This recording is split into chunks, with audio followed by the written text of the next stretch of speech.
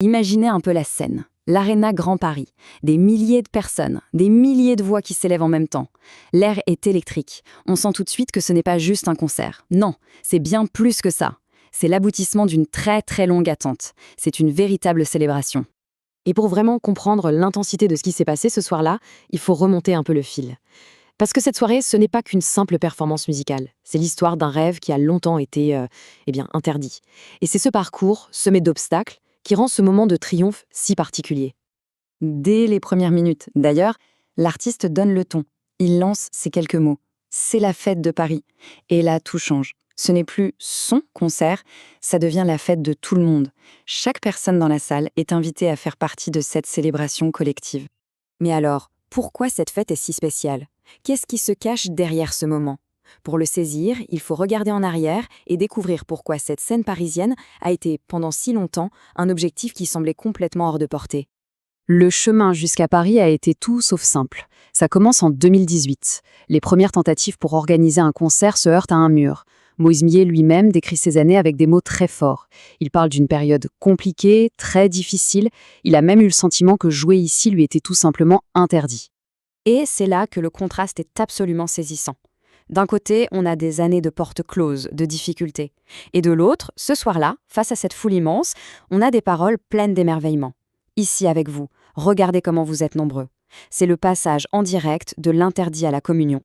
Mais attention, cette histoire n'est pas seulement celle de l'artiste sur scène, c'est aussi, et peut-être surtout, celle des milliers de personnes dans la salle. Parce que ce soir-là, il n'y avait pas de spectateurs passifs. Le public était littéralement le cœur battant de l'événement. Il y a eu un moment qui a capturé cette énergie de façon incroyable. L'artiste demande à la foule de montrer que Jésus est le soleil de leur vie. Et en une fraction de seconde, l'arène s'est transformée en une immense galaxie de lumière. Chaque téléphone est devenu une étoile, une sorte d'affirmation personnelle qui, mise bout à bout, a créé une image d'une puissance folle. Et cette participation était avant tout physique, corporelle. La danse, ici, ce n'était pas juste pour s'amuser. Non, elle était présentée comme le langage même de l'adoration. Une façon de s'ancrer dans le moment présent et de se connecter à la fois avec son corps et son esprit à ce qui était en train de se passer. Mais toute cette ferveur, cette communion par la danse et la musique, ce n'était qu'une préparation. C'était le socle sur lequel allait être bâti un message bien plus grand, un message entièrement tourné vers l'avenir. On arrive maintenant au moment le plus intense de la soirée. C'est le point culminant. La musique, la danse, tout converge vers une série de déclarations qu'on pourrait qualifier de prophétiques, adressées directement à chaque personne dans la salle pour leur futur.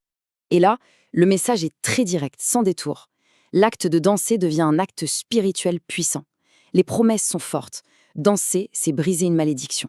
C'est le début d'une nouvelle histoire. C'est la certitude que personne ne repartira de là comme il ou elle est arrivé.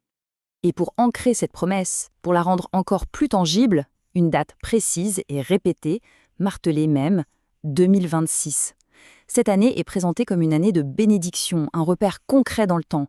L'espoir n'est plus abstrait, il a une date dans le calendrier. Donc au final, le message est on ne peut plus clair. Pour tous les participants, l'enjeu était bien plus grand qu'un simple concert.